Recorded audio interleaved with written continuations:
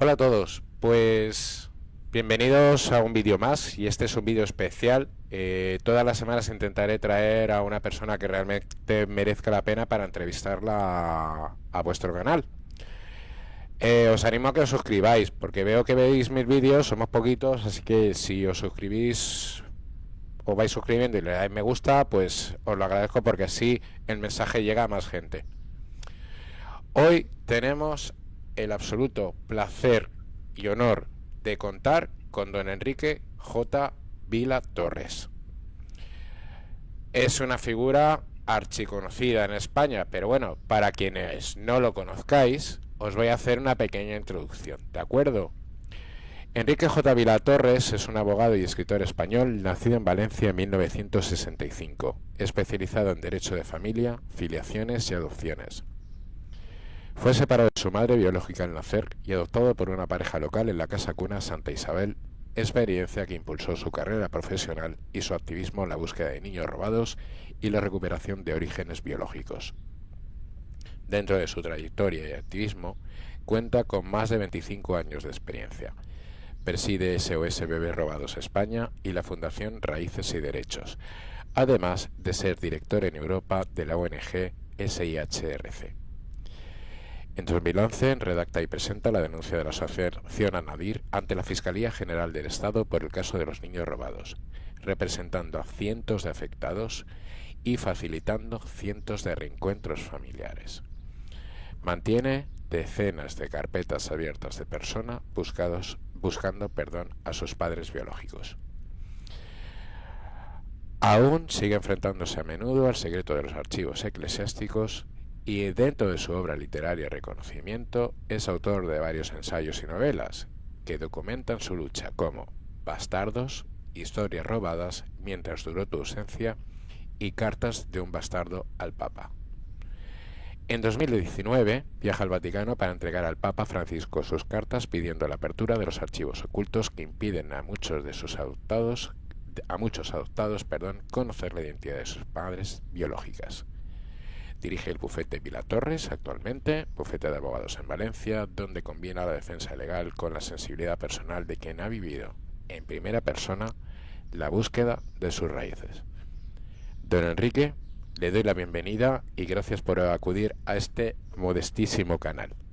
Bueno, modesto de momento porque acabáis de empezar y seguro que llegáis muy lejos, Juan. Un placer, todo lo que sea darle voz a nuestras búsquedas y nuestra lucha siempre es de agradecer, Juan. O sea, que yo estoy encantado de estar aquí un rato contigo y con tus oyentes o videntes o como se diga en tu canal, ¿no? Muchas Televidentes, gracias. llamémosle X. Sí. Seguidores, lo importante es que el mensaje llegue porque estas noticias nos salen por los medios de comunicación habituales, tipo la televisión, que ya casi nadie la ve, que era de lo que estábamos hablando antes de grabar. Mm. Y lo importante es que este mensaje llegue a cuantas más personas mejor, sobre todo incluso si tienen sospecha de que mmm, hay algo en su familia que no casa. No sé qué opina, don Enrique. Sí, bueno, todos los españoles, todos los ciudadanos del mundo, diría, tienen derecho a conocer sus orígenes biológicos. Es un derecho constitucional y yo creo que es un derecho, lo que estudiábamos en la Facultad de Derecho, el derecho natural, ¿no? ¿A quién se le puede negar saber de dónde viene, ¿no? Y es la parte tan bonita que me dedico en mi despacho, ¿no? En mi profesión, a ayudar a la gente a encontrar sus orígenes y a su vez a encontrar a los hijos, a los padres y a las madres, encontrar a sus hijos que les fueron arrebatados o incluso que tuvieron que entregar, entre comillas, voluntariamente por las circunstancias del momento, ¿no? Yo también defiendo el derecho de cualquier madre a la que no se le robó propiamente el niño, sino que lo entregó porque no tuvo más remedio, pues también tiene derecho a saber cómo está ahora, ¿no? Incluso a contactar con él. Es una de las cosas que quiero que se modifique parte del Código Civil para que las madres tengan algún acceso a saber de esos hijos que saben que están adoptados por ahí, ¿no? En fin, es una parte del derecho muy bonita y a mí me encanta. Lo que pasa es que, como sabes, pues empecé, como soy adoptado, empecé a en esta rama del derecho, de cómo se pueden encontrar los orígenes biológicos, descubrimos la trama de los niños robados y de las adopciones irregulares en España, con esa denuncia que bien has dicho al principio, ante la Fiscalía General del Estado, en enero del 2011, y ahora estamos trabajando muchísimo con el drama de las tutelas, ¿no? De las tutelas actuales por parte de los servicios sociales de los niños, ¿no? De sus familias. Todo relacionado con la infancia y todo, Juan, sobre todo orientado a defender al que no puede defenderse, que es el niño, ¿no? El pequeño, ¿no? que tiene derecho a que alguien piense en él. Y ahí estamos, sí. Yo, insisto, agradezco esta ventana que me das. Se habló mucho del tema de bebés robados en medios de comunicación hace una década, cuando sacamos el tema. Sí que yo estaba todas las semanas en televisión, pero como todas las noticias en los medios de comunicación habituales, las noticias son noticias y ya es raro que una noticia dure más de un año, ¿no? Como duró esta, que se estuvo hablando y se sigue hablando todavía muy de vez en cuando, ¿no? Pero es cierto que la gente se ha olvidado un poco, incluso con campañas de desprestigio de determinados medios que están incluso negando la realidad de estas adopciones irregulares, ¿no? De lo que se habla muy poco y se debería hablar más es de las tutelas injustas. Seguro a eso hoy íbamos. Sí. Perdón si le interrumpo, pero Bueno. Hace una semana una persona me facilita, bueno, me hace llegar unos vídeos suyos en TikTok, los cuales a mí me dejaron impactados porque, vamos a ver, todos podemos tener problemas económicos, a no ser que seas de alta cuna, que creo que el 90% de la población no lo somos, o tengas muy buenos padrinos. Pero bueno, yo no tengo hijos, pero si tuviera hijos, obviamente comerían antes que yo. Eso está clarísimo. Y me tragaría mi orgullo. A mí no me gusta pedir ayuda, pero en este caso tendría que pedirla. ¿Qué es lo que está ocurriendo realmente con servicios sociales en España a 2026? Bueno, mucha gente le está llamando el actual robo de bebés, ¿no? Es decir, cuando yo nací, años 60, años 70, años 80, la adopción era una institución puramente privada y los servicios sociales como tal, como hoy, no existían y eran normalmente las religiosas, las monjas, quien se encargaba de asistir o prestar ese servicio social y se quitaban niños, se coaccionaba, o bien diciendo que los niños habían muerto y se engañaba a la madre, o bien, la inmensa mayoría de casos, se obligaba y se coaccionaba a esa mujer que estaba embarazada a dejar a sus hijos. A veces ni se les preguntaba, es decir, y a veces se colocaba a ese niño incluso antes de haber nacido, lo cual era absolutamente ilegal, ¿no? Porque la madre tenía entonces un mes para dar el consentimiento o no a entregar a su bebé. Pero en fin, eso se ha trasladado ahora, se le ha revestido de una legalidad, pero lo que falla, Juan, es el sistema. El sistema es absolutamente nefasto, corrompido y va directamente en contra del principio de separación de poderes. Es decir, es absolutamente incomprensible que hoy por hoy un niño, un bebé, pueda ser retirado de su familia con la mera decisión del poder ejecutivo, de la administración. Es decir, hay unos técnicos que podrán saber mucho o poco, estar muy bien preparados o muy mal preparados, pero son la administración. Para que la gente lo entienda, no quiero dar una clase de derecho, pero hay gente que aún no acaba de diferenciar. Adelante, este es su espacio y su casa, así que siéntase con toda la libertad para explayarse en lo que necesite. Además ahora está muy en boga por todo lo que está pasando en la política española, que se habla de la división de poderes y gente no lo entiende. En toda democracia, en todo sistema democrático, tienen que existir tres poderes. Quien hace la ley, el legislativo, que en España es el Parlamento, los diputados se reúnen y dicen, vamos a hacer una ley que diga que no se pueden emitir tantas emisiones de CO2, tal. Votan, si se aprueba, esa ley existe y es de obligado cumplimiento. Ese es el legislativo. El ejecutivo es el gobierno y todos los que dependen del gobierno, que son, hablo también de comunidades autónomas, pues desde el policía local, la Guardia Civil, el Ejército, las fuerzas de seguridad, el gobierno, los ministros, ejecutan, es decir, hacen que se cumpla esa ley que ha creado el legislativo. Hay gente que se confunde.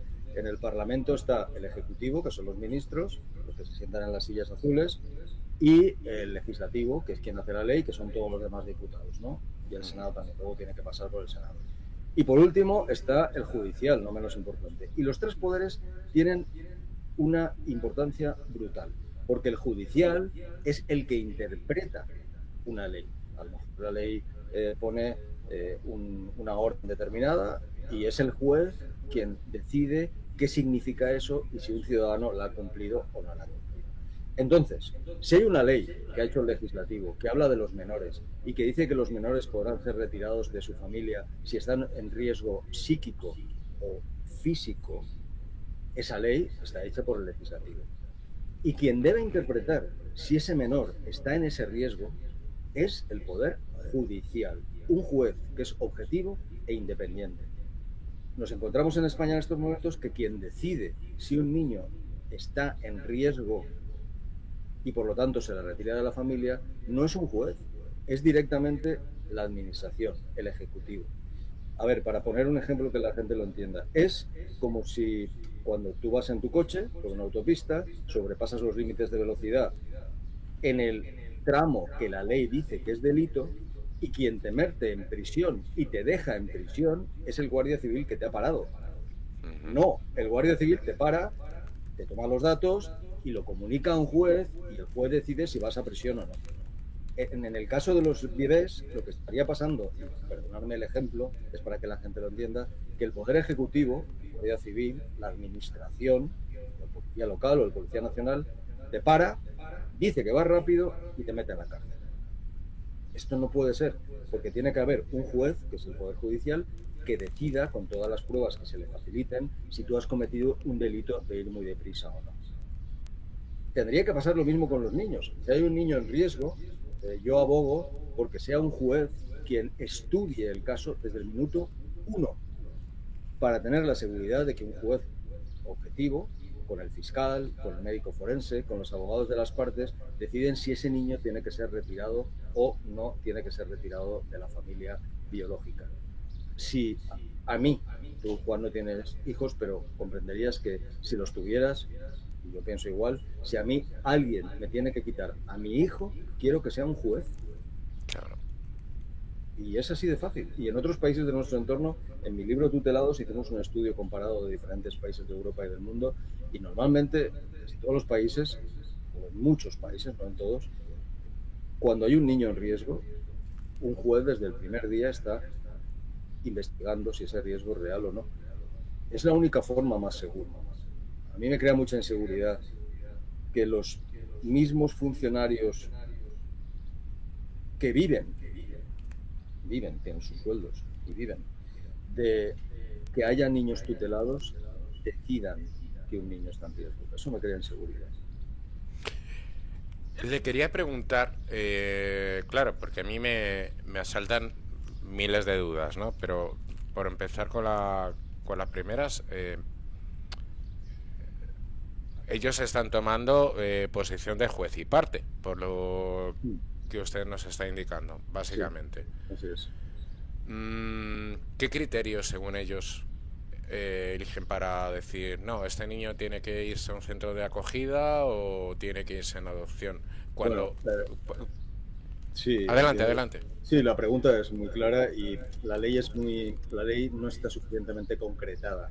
Yo también me gustaría que se modificase la ley, y vamos a intentarlo,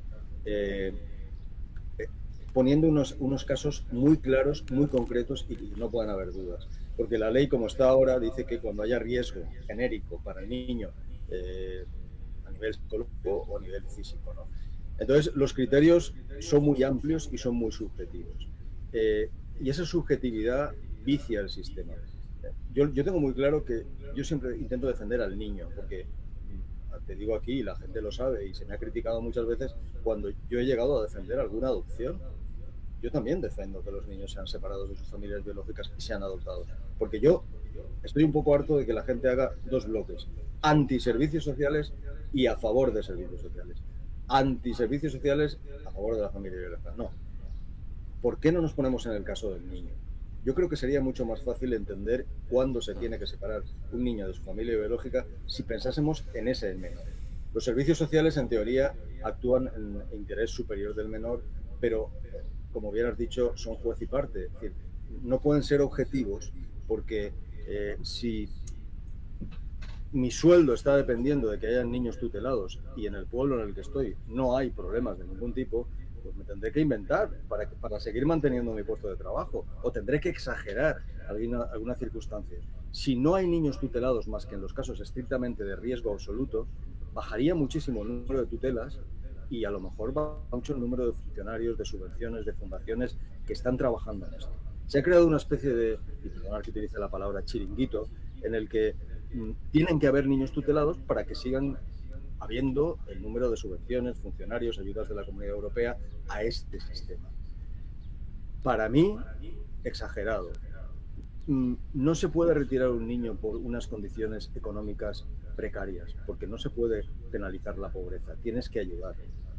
Por ejemplo, yo he visto retiradas por varios factores y a veces no ni yo siendo letrado no entiendo el por qué han quitado al niño. Se utiliza mucho, los padres no pueden ejercitar las capacidades parenales. Pues enséñales. No hay un libro, y a mí no me han dado, yo tengo 3 hijos, no me han dado un libro decir como un padre.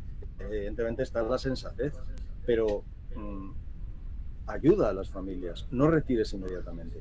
Es evidente, a lo que iba, que cuando hay abusos sexuales, maltrato físico, desnutrición, cuando los niños no van al colegio, cuando los niños no se les ponen las vacunas o ya sé que hay antivacunas, vale. Cuando no se les lleva al médico, no se les cuida o no tienen unas condiciones higiénicas, hay que retirar, porque el niño hay que protegerlo. Y si hay familias que están afectadas por drogadicción, por alcoholismo, hay violencia, el niño hay que liberarle de eso, hay que separar. Pero estos casos no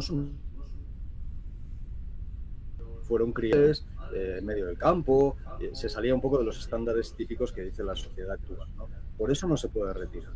Y hay retiradas absolutamente injustas en las que tampoco se tiene en cuenta a la familia externa, como abuelos. Hay abuelos que dicen, no, es que nos dicen que son mayores. A mí me da rabia, porque yo tengo 61 años y cuando no se tiene en cuenta un abuelo de 59, 58, 60 para cuidar a sus nietos, es que usted es mayor. Iros a cierto sitio, ¿no? ¿Cómo que mayor? Puedes estar perfectamente. Entonces, hay muchas veces miedo a que si no se tutela al niño, luego pase algo y se culpabilice a los funcionarios que no han retirado al niño, ¿no? Hay un caso muy reciente de hace un par de años en Valencia, que una abuela estuvo abusando, que su hija estaba mal y que iba a matar a sus nietos. Servicios sociales no retiraron a sus niños y extremo hay que retirar. Comentando con Enrique, hemos tenido un pequeño corte, pero bueno, retomando lo que nos estaba diciendo es que bueno, él no está en contra de la adopción, porque evidentemente si una familia, unos padres no son capaces de mantener con calidad a sus hijos, evidentemente esas personas no deben tener a esos hijos. O sea, no es lo que estamos condenando, ni por parte de Enrique ni por parte mía. Yo creo que estamos de acuerdo. Mi pregunta es la siguiente, porque han salido muchos vídeos a colación de otros creadores de contenido, madres diciendo que están absolutamente aterradas porque servicios sociales las ha amenazado. Mi pregunta es la siguiente. Aparte de que, bueno, tenéis en el banner de ahí donde podéis consultar con él, por favor, consultarle por email. No le llaméis porque, a ver, él tiene una capacidad, evidentemente, él en cuanto reciba el correo, en cuanto pueda, os va a contestar, pero no le llaméis por teléfono, ¿de acuerdo? Eso para dejarlo claro, si le parece bien, sí, don Enrique, que deje... Tengo algún post, a mí me sale mal, pero somos muchos compañeros. Tenemos una capacidad, entonces sí, ninguno somos... No, me pasaba que antes pues hablaba, pero que te llama, está preocupada por su caso, menos que 10, 15, 20 minutos escuchándole, pues con 10 llamadas, 12 al día, ya no trabajaba, ya no hacía preparaba querellas, ni iba a juicios, ni demandas, ni contestaba, ni estudiaba, era su teléfono. A mí me encantaría, pero no. Y que me quiera consultar, haga un esfuerzo, me lo escriba, me envíe un correo. Yo los correos dedico un rato todos los días por la noche y los contesto todos. A veces tardo 3, 4 días, puede llegar a tardar, o 2 días o 3, pero lo contesto todo absolutamente. Entonces, mejor, por favor, por correo. Sí. Perfecto. Nos ponemos en el caso de unos padres que han perdido el trabajo. ¿De acuerdo? Sus abuelos no los pueden ayudar más porque tienen una pensión modesta, como pasa en muchas ocasiones, ¿verdad?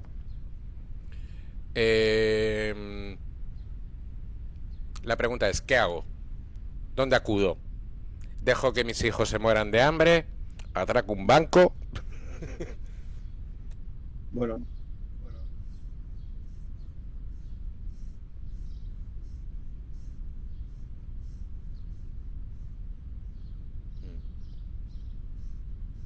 acudir a servicios sociales es cuando sea estrictamente necesario. Yo, cuando una familia puede solventar el problema sin tener que pedir ayuda a servicios sociales, el otro día hice un vídeo que recomendaba que no fuesen a servicios sociales, porque no siempre, depende mucho del técnico, pero hay ocasiones en las que una familia está pasando apuros económicos, como has dicho, ha acudido a servicios sociales y se han encontrado con un expediente de riesgo abierto que puede derivar en un expediente de desamparo y en la pérdida, aunque sea temporal, de los niños. Eso es un trauma que yo creo que no se supera.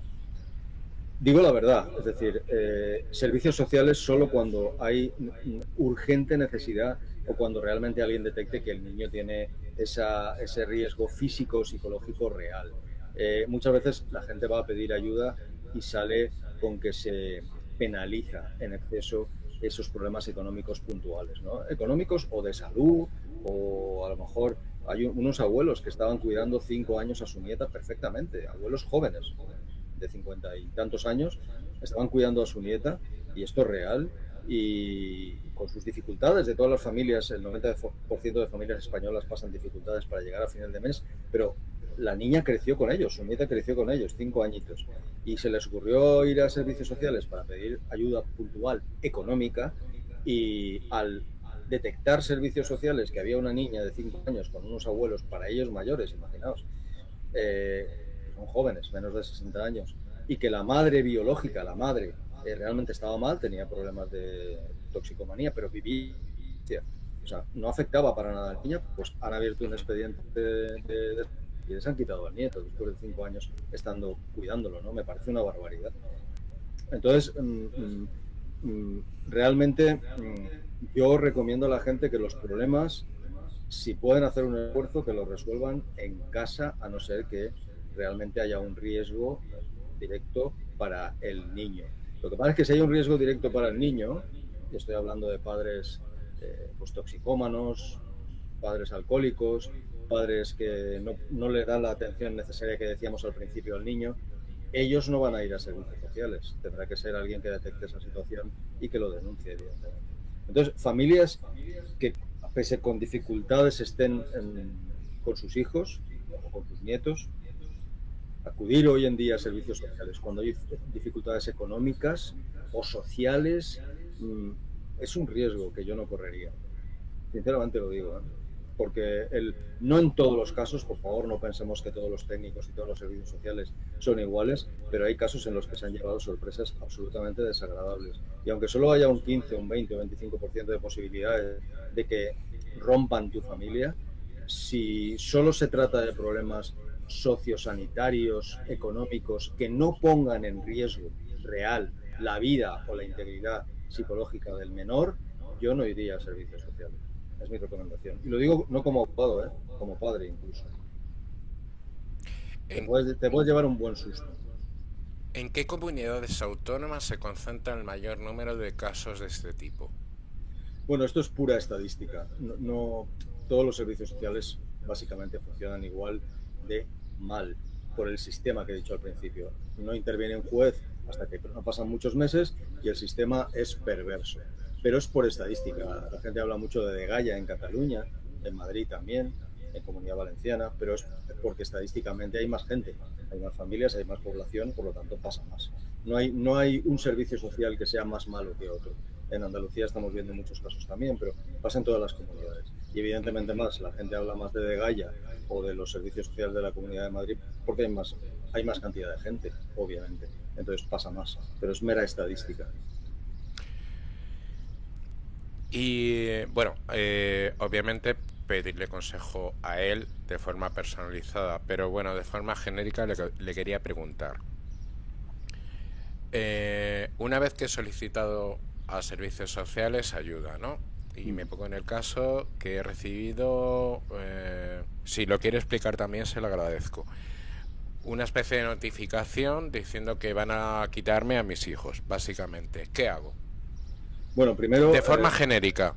sí, de forma genérica, no hay que dejar hacer las cosas verbalmente. Hay muchas familias que se fían de los servicios sociales y no ejercen su derecho de defensa. Es decir, siempre que a mí me sorprende a veces cuando me dicen, es que están entrando en mi casa a ver cómo tengo la calefacción, cómo tengo las habitaciones, cómo tengo la higiene, cómo tengo el orden, ¿no?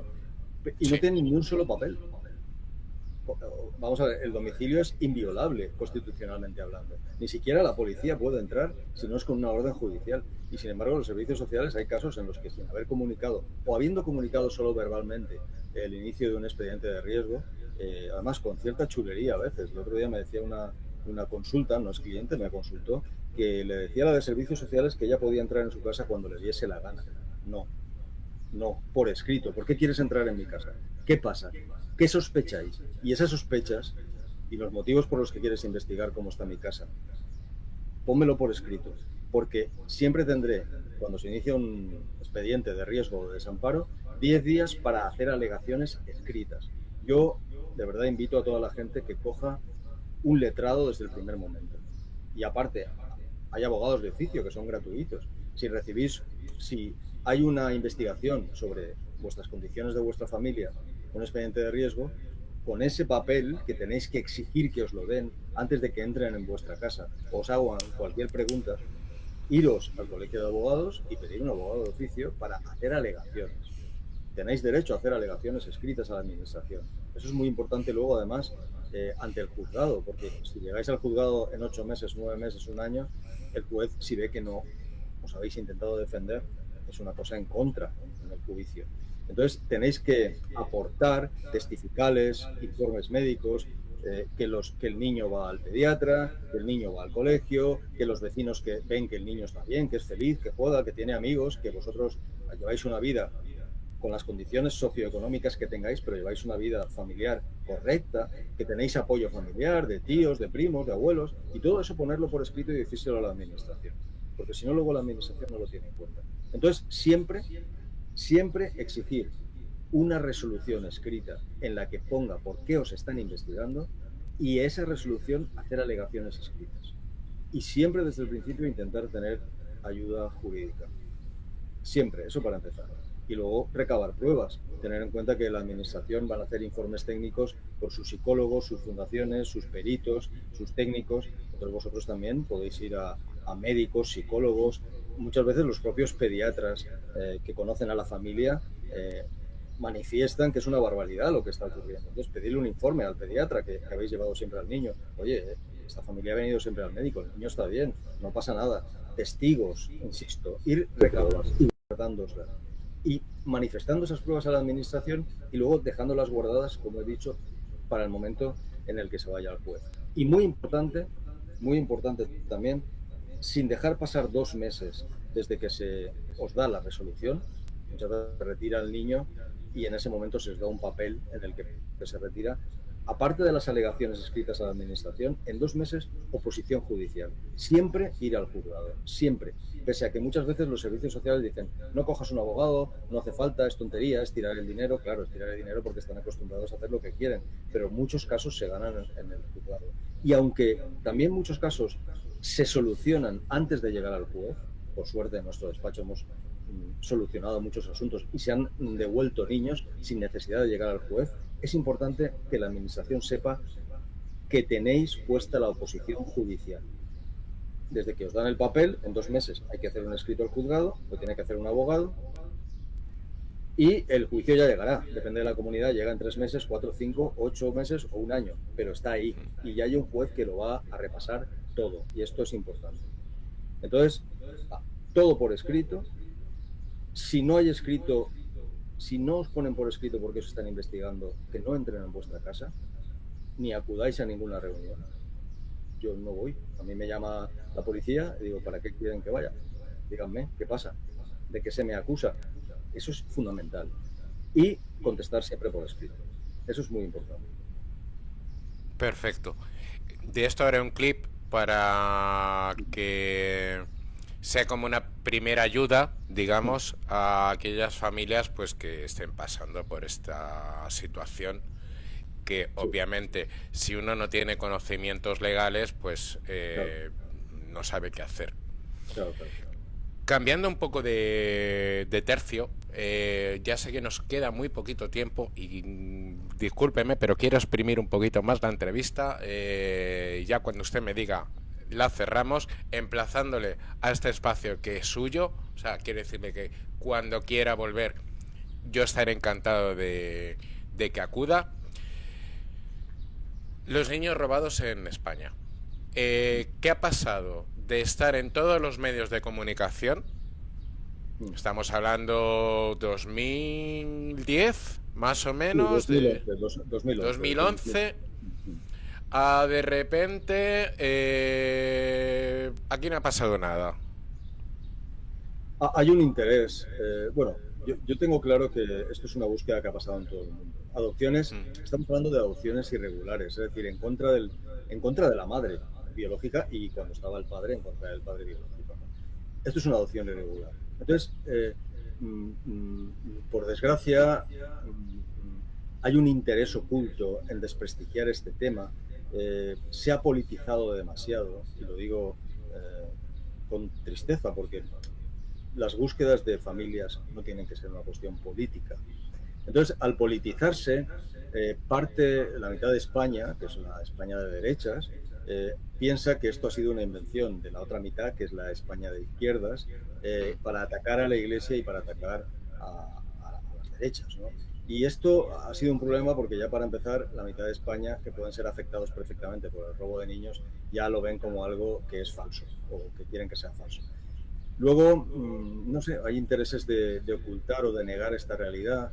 El último ha sido que, aprovechando un estudio del Instituto Anatómico Forense de Toxicología, se han hecho las pruebas de ADN, se han hecho unas poco más de 100 exhumaciones en toda España de bebés robados y solamente el 10% no coincidía los restos del bebé inhumado con los de la madre. Es decir, en un 10% de casos lo que hay enterrado no es el bebé que supuestamente falleció, que para mí ya es muchísimo, porque si hablamos de Es 100 casos son significativo. 20, son 10 o son 15, pero si imaginaos de 1 millón. Es decir, para mí esto ya es una barbaridad. Pero en base a eso se ha hablado del bulo de los bebés robados, porque había una confusión. Cuando hablamos de 300.000 casos de niños robados, y cualquier jurista lo sabe, se puede robar algo engañando, diciendo que tu hijo ha muerto y en realidad no ha muerto y se coloca en adopción irregular, o se puede coaccionar, amenazar. Casos de las adopciones irregulares o de robo de niños era diciéndole a la pobre mujer que tenía 16 años, era menor de edad, no estaba casada, que o entregaba al niño. La mayoría de mujeres que tuvieron que entregar a sus hijos en aquellos años, no se les dijo ha muerto y lo hemos enterrado. ¿Qué va? Se les decía, tú lo entregas porque sí, porque eres joven, porque no estás casada, y si te quedas con este niño toda la vida, y perdonad la expresión, pero les decían eso, serás una puta, serás tratada como una mujer marginal, no te podrás volver a casar, nadie te querrá. Eso es robar, lo pone el Código Penal. A mí me pueden robar el coche llevándoselo, diciendo que se ha extraviado, que no sabemos dónde está, o me pueden poner una navaja en el cuello y decirme dame la llave del coche y me lo llevo, con coacción. Entonces, con esa confusión, determinados periodistas, malintencionadamente, llegaron a la conclusión de que como no hay tantos niños falsamente enterrados, la cifra de 300.000 robos es falsa. Es un error que se estudia en bachiller cuando yo era pequeño. hay una premisa falsa. No todos los niños robados son niños falsamente enterrados, en absoluto. ¿Vale? Y aclarado esto, la cifra de 300.000 puede quedarse incluso corta. Hay un estudio de mi buena amiga Neus Roch, del Observatorio de Desapariciones Forzadas de Menores, hizo una tesis doctoral y la cifra de 300.000 la justifica perfectamente. El Patronato de Protección a la Mujer, Casa Cuna Santa Isabel, los niños que se robaron a las mujeres franquistas encarceladas. Es decir, claro que hay 300.000 casos de robo de niños, entendiendo el robo como retirada del niño en contra de la voluntad de la madre, no como un niño falsamente. Pero, ya os digo, hay una intención de que se diga que esto es mentira, que esto no pasó. Cuando hay Yo, si me lo permite, Enrique, me recuerda un poco a los archivos de cierto personaje de Estados Unidos. A YouTube no le gusta que se nombre a que empieza por E y termina por Stein. Pero bueno, ya creo que todos sabemos a lo que nos referimos. En el cual, pues, ciertas élites, pues, siempre van a siempre los niños son los que más sufren.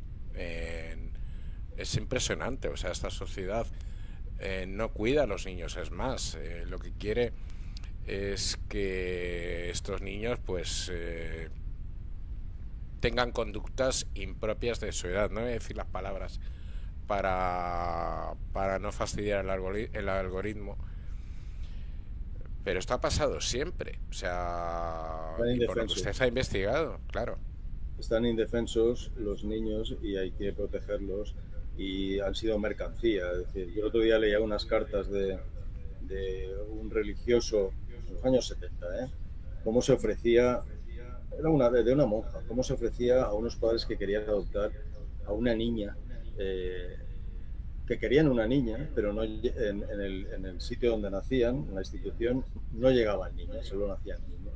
Pero estaba hablando, y aparte yo soy adoptado de una casa cuna religiosa, y me sentía como un perro o un gato en una tienda. Es que era así, decían, llegan niñas. Bueno, sí, tenemos una, pero tiene el labio leporino y toda la vida será gangosa.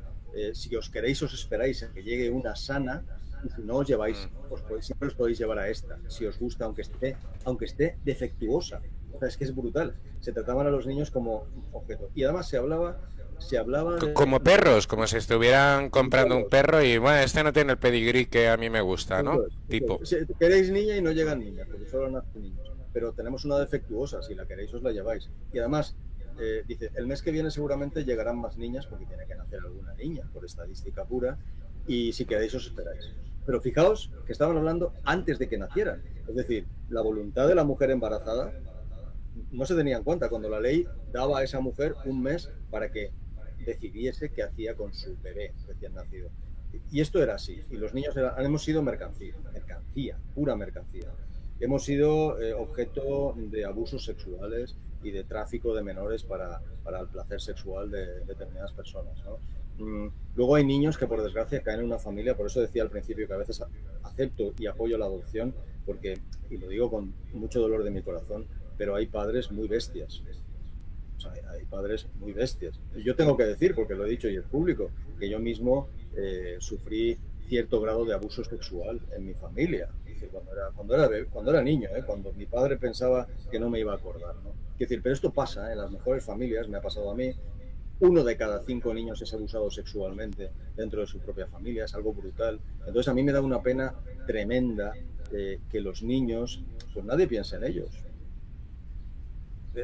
O son negocio, o son objeto de placer sexual, o en muchos países del mundo son objeto de explotación laboral, y lo sabéis. Incluso hay algunos países que los niños los llevan a la guerra siendo menores de edad. O sea, es tremendo. Entonces hay que defender a la infancia. Y el niño tiene derecho a permanecer con su familia biológica, ante todo, siempre que esa familia biológica no sean unos bestias, que a veces parece que somos más animales que los propios animales, ¿no? Y es una pena, no se les protege. Y hay que pensar en ellos porque están solos. Por eso hacemos esta cruzada a favor de la infancia. Los niños tienen que ser niños. Los niños tienen que tener juego, Mm. aprendizaje, disciplina. Lo que no puede ser es que un niño de 7 años diga, papá, me autopercibo maceta. Bueno, eso ya lo iremos viendo. O sea, no porque el niño, o sea, que el niño se autoperciba lo que le dé la gana. Pero digamos que vivimos ahora mismo en una sociedad que pasamos de lo que usted menciona y una dificultad, voy a decirlo claramente, a que una familia tenga una serie de principios morales y educativos, a que el niño puede hacer lo que él quiera y ya decida desde pequeño. El niño necesita, no digo violencia física, necesita disciplina.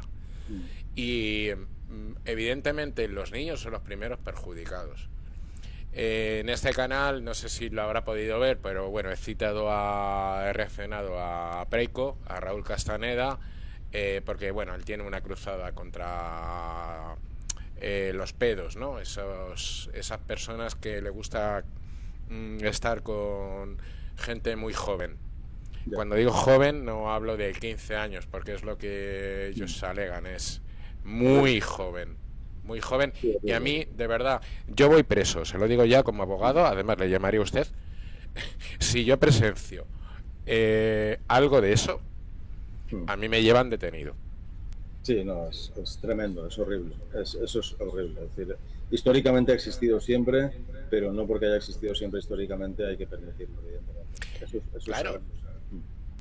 a ver, es que, a ver, históricamente siempre había, a ver, teníamos la granja fuera de casa y si queríamos comer pollo matábamos una gallina. A ver, los tiempos cambian, ¿no? Sí, sí, es evidente. No, digo que hay un instinto sexual.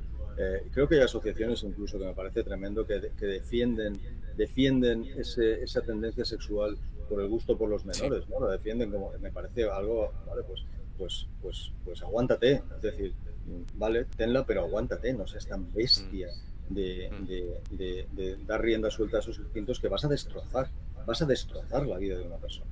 La Sí. destrozas. Tenemos el tema de los abusos de la iglesia. Yo he conocido a algún afectado y les dejas un trauma de por vida. Es algo horrible. Es que eso no, me parece increíble que no, de verdad, que no se tenga en cuenta. Es Pues tremendo. don Enrique, como no quiero robarle más tiempo, Mm. podría estar hablando horas con usted de este tema con un café o, bueno, o un whisky. Yo no bebo, pero por usted bebería un whisky, un puro, porque la verdad es que es súper agradable el rato que hemos tenido, en el cual hemos aprendido algo más. Y para esas familias también que están teniendo esta serie de notificaciones o malas noticias, pues darles un poco de tranquilidad. De acuerdo. Yo le emplazo a vernos en otro momento cuando usted pueda, porque yo sé que usted es una persona muy ocupada y ha hecho un verdadero esfuerzo para acudir a esta entrevista que ya digo, hemos tenido dos tentativos y bueno, la tercera parece ser que ha ido a la vencida. Así Sí, que infinitas gracias por acudir a este espacio todavía tan modesto y espero contar con usted para futuros programas, si usted lo por, desea. por supuesto, Juan, cuando quieras me llamas, comentamos. Para mí es un placer. Y toda ventana en programas como el tuyo es muy importante para los niños, ¿eh? Estamos defendiendo a los niños, sobre todo, que estén con sus familias y que si no pueden estar porque son familias que abusan de ellos o que les ponen en riesgo, pues salvarlos. Pero es muy importante. Te agradezco mucho el rato. Yo he estado muy a gusto también. Y cuando quieras, por favor, nos ponemos en contacto y estamos otro rato hablando. Fenomenal. Ya por último, para consultar con Enrique Vilar, tenéis el bufete que es todo correcto, ¿no? Bufete arroba Es Enrique Vila. Enrique Vila. Enrique Vila, pero bueno, Enrique lo Vila. demás Luego es lo correcto. pondremos en la descripción del Vale, vídeo. es bufetevila@bufetevila.com, es correcto. Sí. Y sobre todo insistir lo que bien has dicho al principio, las consultas por escrito y al correo, porque telefónicamente es que no doy abasto, es imposible, me sabe mal a veces colgar o no atender una llamada o un WhatsApp. Siempre por correo electrónico me es más fácil. Pues de nuevo, infinitas gracias por acudir y espero que nos volvamos a ver muy prontito. ¿De Muy bien. acuerdo? Un saludo. Hasta Un luego. saludo. Muy agradecido. Hasta luego.